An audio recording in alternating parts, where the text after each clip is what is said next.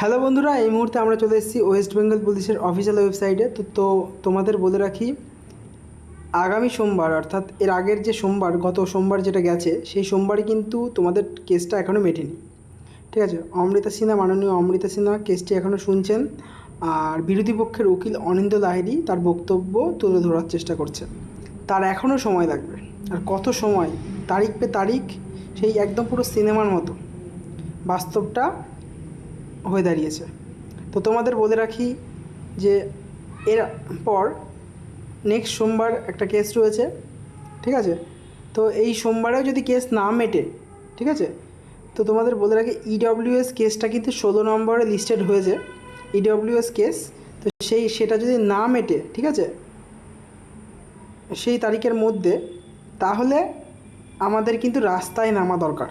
ঠিক আছে, সকলকে বলে রাখি যে সকলে মিলে একত্রিত হয়ে যদি রাস্তায় না নামি, ধর্ণা না দিই, তাহলে কিন্তু এই সরকার আর আগামী সরকারের মধ্যে কোনো পার্থক্য থাকলো না। এই সরকারকে আমরা কেন এনেছিলাম? যে এই চাকরি দেবে, রিক্রুটমেন্ট দেবে, তার জন্যই তো না। কিন্তু এই সরকারও ঠিক একই রকম কাজ করছে যেটা আগামী সরকার করে এসেছে। এই সরকার এসছে প্রায় 3 থেকে 4 মাস হতে গেল, এখনও পর্যন্ত কোনো রিক্রুটমেন্ট নেই, কিচ্ছু নেই, কোনো নতুন ভ্যাকেন্সি আসছে না, কিছু নেই, কোনো অথচ বলে দিয়েছে যে ফর্ম ফিল আপ ফ্রি, অথচ কোনো ফর্মই বেরোয়নি, এরপরে কোনো ফর্মই বেরোয়নি। তাহলে কী বলবে বলো? তো আমার মনে হয় যে ডব্লিউবি ক্যান্ডিডেট, কেপি ক্যান্ডিডেট যারা আছো, তারা রেজাল্ট আনার জন্য তোমাদেরকে আন্দোলনে নামতে হবে। কোন রাজ্যে বাস করছি এটা একবার ভেবে দেখো, যে পরীক্ষা দিয়ে তোমরা চাকরি করবে, আর দিনে তোমাদের ফেব্রুয়ারি মাসে জয়েন হয়ে যাওয়ার কথা ছিল, ফেব্রুয়ারি মাসের 20 তারিখে রেজাল্ট দিয়ে তোমাদের জয়েনিং হয়ে যেত হয়তো ফেব্রুয়ারি মাসের মধ্যে, আর মার্চ থেকে তোমরা ট্রেনিং শুরু। আর সেখানে তো সেই জায়গায় দাঁড়িয়ে আজকে ফেব্রুয়ারি, মার্চ, এপ্রিল, মে, জুন, জুলাই, আগস্ট, 6 মাস হতে চললো। 6 মাসের মাইনে 6 মাসের মাইনে কিন্তু তোমরা পেয়ে যেতে। ঠিক আছে, 6 মাসের মাইনে কিন্তু যদি আমরা বেসিক পেও ধরি, বেসিক পেটাই ধরি, যে 22,700 টাকা করে যদি ধরি 6 মাসে, তাহলে কিন্তু 1,36,200 টাকা কিন্তু তোমার অ্যাকাউন্টে ঢুকে যেত। ঠিক আছে, হ্যাঁ, ট্রেনিং অবস্থায় কিছু টাকা কাটতো, সেটা ঠিক আছে, কিন্তু 1,36,000 টাকার উপর কিন্তু তোমার অধিকার ছিল, 1,36,200। এই টাকাটা সম্পূর্ণ তোমার। কিন্তু সরকার, এই আগামী সরকার যা করেছে, কিন্তু এই সরকার যা দেখছি, এই সরকারও কিন্তু এখনও পর্যন্ত বিশেষ কিছু করে উঠতে পারেনি, আমাদের জন্য বিশেষ কিছু করেনি, বরঞ্চ হয়রানিমূলক অনেক কাজ করেছে। ওবিসি সার্টিফিকেট রিভেরিফিকেশন করো, এই ভোটার কার্ডের ইস্যু, অনেকের এসআইআর লিস্ট থেকে বাদ গেছে, এরকম অনেক ক্যান্ডিডেট রয়েছে, তাদেরকে হয়রানি করা হয়েছে। তো আমার মনে হয় যে যার যা হয়ে গেছে, তবে আগের রিক্রুটমেন্টটা যেইভাবে হয়েছিল যতদূর পর্যন্ত, কারণ আমরা সেইভাবেই তো এগিয়ে এসেছি না। প্রিলিমস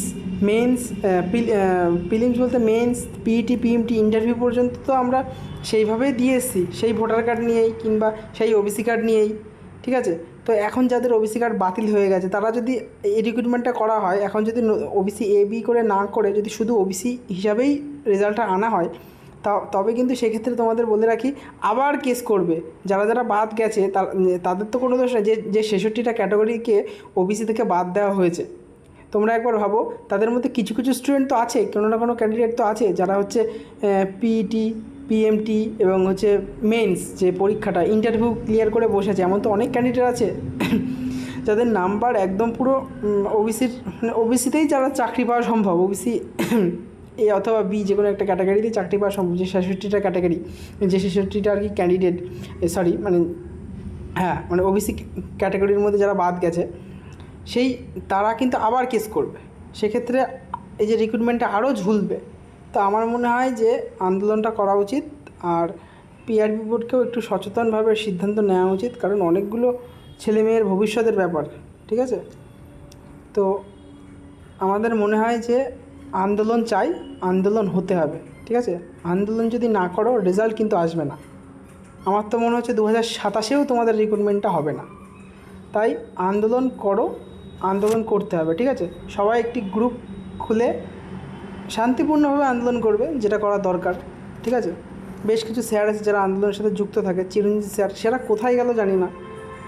অন্য সময় দেখি তো এরা বেশ বেশ লাফালাফি করে, এখন কেন আন্দোলন করছে না জানি না। এই চিরঞ্জিত স্যারের তো আন্দোলন করার জন্য আমরা চিনি। ঠিক আছে, ধন্যবাদ ভিডিওটি দেখার জন্য, অসংখ্য ধন্যবাদ। দেখা হচ্ছে পরবর্তী ভিডিওতে।